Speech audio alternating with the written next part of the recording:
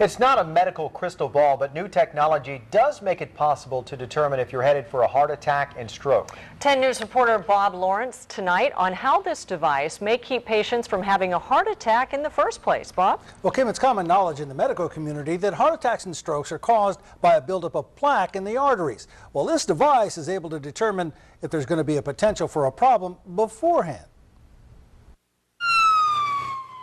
A heart attack is still the leading cause of death in the United States. More than 1 in 4 adults will have one.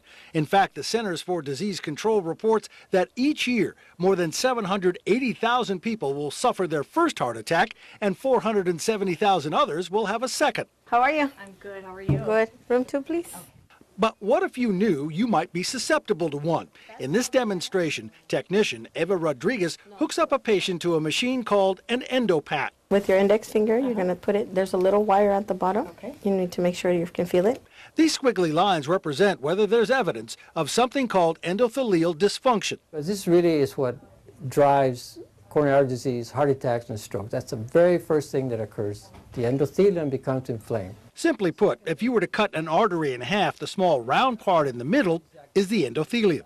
If the endothelium becomes diseased, then this artery will eventually develop coronary artery disease, and that will lead to heart attacks and strokes. In reality, the test that looks for buildup in the arteries has been around for a long, long time.